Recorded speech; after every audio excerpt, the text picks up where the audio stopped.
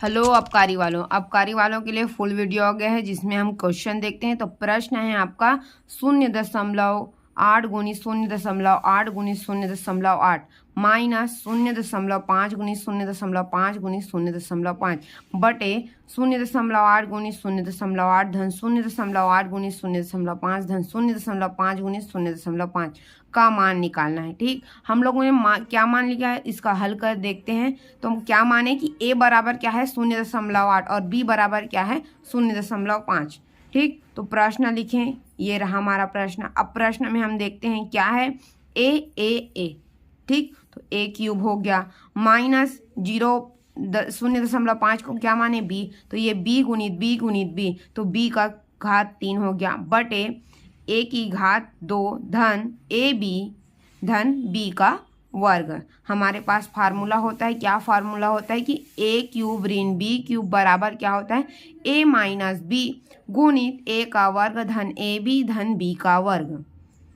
ठीक, तो ये आपका फॉर्मूला है, ये फॉर्मूला याद रहेगा तो आपका प्रश्न आसानी से बनेगा। तो a इसका हम हल निकाले तो क्या निकला a माइनस बी गुणित a का वर्ग धन ए बी धन b का वर्ग बटे में क्या है a का वर्ग धन ए बी धन b का वर्ग। ये दोनों समान है तो ये क्या हो गए, कट गए, तो ये कट गया। तो आगे क्या बचा, a माइनस बी बचा। ठीक है, तो a माइनस बी, तो a का मान रखे, a का मान क्या है 0.8 माइनस b का मान क्या है 0.5, तो माइनस किए तो हमारा आंसर क्या आ गया 0.3। यही हमारा आंसर है। नेक्स्ट प्रश्न देखते हैं, ये रहा हमारा नेक्स्ट प्रश्न। प्रश्न क्या है, एक घनाभ का आयतन 43,740 घन सेंटीमीटर है तथा भुजाओं का अनुपात 3:4:5 है। ठीक, तो 3:4:5 है, तो सबसे बड़ी भुजा की लंबाई क्या होगी ये निकालना है। ठीक, तो माना क्या मान लिए कि ये 3:4:5 है, तो इन भुजाओं का मान क्या मान लिए 3x 4x और 5x। हमको पता है कि घनाभ के आयतन का फॉर्मूला क्या होता है L into B into H, मतलब लंबाई गुणित चौड़ाई गुणित ऊंचाई।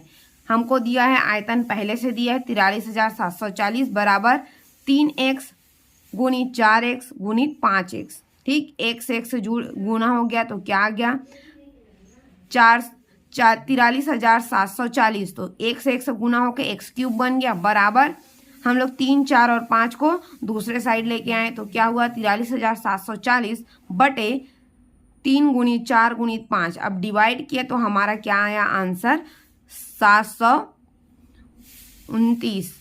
ठीक, 729 आया। अब क्या किए, घन था तो इधर भी क्या लगा दिए वर्ग, घनमूल कर दिए, तो घनमूल किए तो क्या आया 21 का आ गया, 9 का, तो x बराबर 9 आ गया। अब हमारी सबसे बड़ी भुजा कौन सी है, लंबाई कौन सी है 5 है।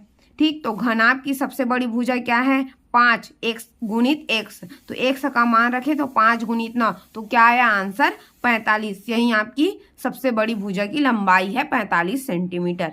नेक्स्ट प्रश्न देखते हैं, ये रहा आपका नेक्स्ट प्रश्न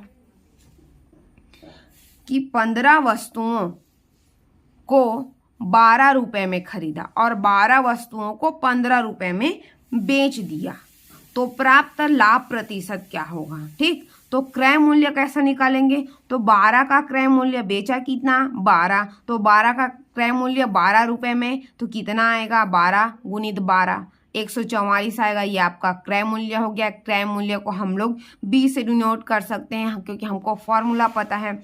तो विक्रय मूल्य बराबर क्या हो गया 15 वस्तुओं का विक्रय मूल्य।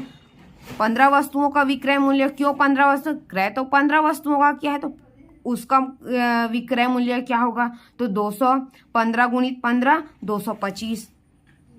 ठीक, 15 गुणित 15 225। अब हमारे पास लाभ प्रतिशत का जो फॉर्मूला होता है a²। जब कभी भी क्या हो दोनों सेम दिया हो, जैसे 15 वस्तु 12 रुपए में और 12 वस्तु 15 रुपए में, तो इसके लिए सिंपल फॉर्मूला है कि प्रतिशत लाभ क्या आएगा, देखना पड़ेगा कि a बड़ा है कि b बड़ा है, तो a² minus b² upon b² गुणित 100। तो इसी में फॉर्मूला रखते हैं। तो लाभ प्रतिशत के लिए फॉर्मूला कि विक्रय मूल्य लाभ प्रतिशत का फॉर्मूला आपको पता है कि क्या होता है, विक्रय मूल्य माइनस क्रय मूल्य बटे क्रय मूल्य गुणित 100।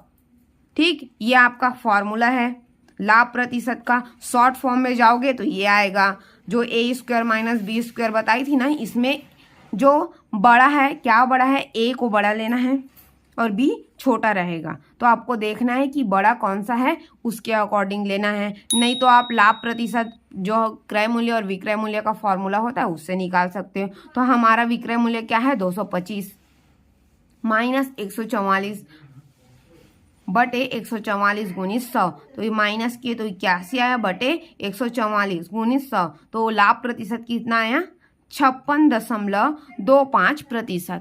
ठीक, ये आपका क्या है, लाभ प्रतिशत। अब हम नेक्स्ट प्रश्न देखते हैं। इसी प्रकार का क्वेश्चन अगर आपको चाहिए तो क्वेश्चन सॉल्व करने के लिए मेरे चैनल को लाइक और सब्सक्राइब जरूर करें।